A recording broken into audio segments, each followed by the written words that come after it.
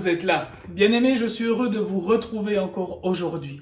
Aujourd'hui, nous allons parler de notre attitude. Vous savez que dans tous les pays, il y a maintenant des situations de confinement. C'est vraiment une période difficile et compliquée que nous sommes en train de vivre. Et comme maintenant nous ne pouvons plus nous retrouver dans nos assemblées, nous faisons nos cultes et nos rencontres à travers ces diverses applications. Mais ce matin, je veux vous parler de l'attitude. Quelle est ton attitude dans les cultes à la maison? Je veux partager avec vous un verset biblique dans Philippiens 2, à partir du verset 12. La Bible nous dit « Mes chers amis, vous avez toujours été obéissants. Faites donc fructifier votre salut. » Notre salut, la grâce manifestée par Dieu en Jésus-Christ de Nazareth, doit porter du fruit, doit nous faire porter du fruit, avec crainte et respect, non seulement quand je suis présent, mais bien plus maintenant que je suis absent. Nous devons faire fructifier notre salut, marcher dans la sainteté et dans la sanctification, non quand nous sommes devant nos conducteurs. Maintenant que nous sommes par des visioconférences, que nous sommes sur Internet, quelle est notre attitude? Souvent, les gens, devant leur pasteur, devant leur responsable, ont une bonne attitude. À l'église, ils ont une bonne attitude. Et quand ils sortent du bâtiment église, ils reprennent leur ancienne vie et leurs anciennes habitudes. C'est pour ça que notre frère nous parle de faire fructifier votre salut avec crainte et respect. Quand il était là, et bien plus quand il n'est pas là. Quand tu es dans ta maison et qu'il y a le culte en direct, quelle est ton attitude? Bien-aimé, le dimanche et même la semaine, quand il y a les programmes sur Internet de ton église, habille-toi de manière correcte.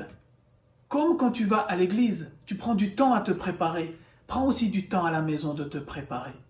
Et quand tu es peut-être dans ton salon ou dans une chambre ou dans un bureau, pour suivre le culte, fais de la place, afin que tu puisses prier avec zèle et conviction, et que tu ne sois pas dérangé par le mobilier.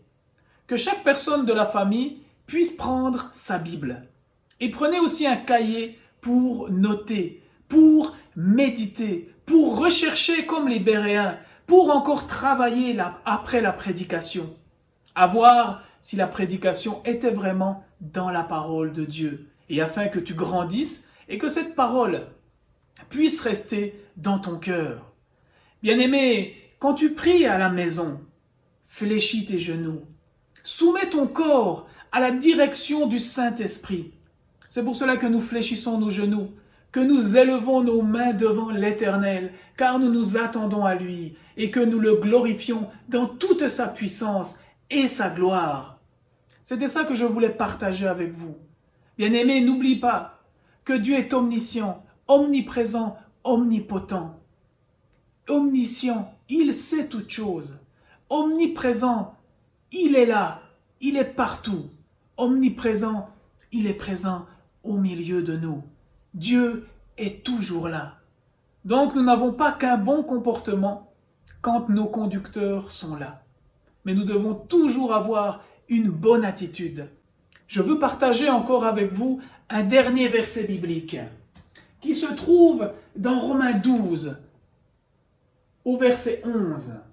La Bible nous dit « Ayez du zèle et non de la paresse.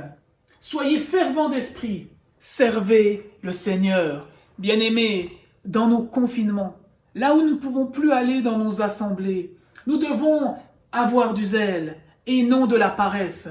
Ne sois pas paresseux. Nous ne sommes pas en vacances. Alors prie le matin, prie à midi, prie le soir. Profite de lire des livres qui sont inspirés par le Saint-Esprit. Profite de lire la parole de Dieu afin de grandir. Mais ne sois pas paresseux. Sois rempli de zèle. Évangélise à travers les réseaux sociaux. Évangélise par le téléphone.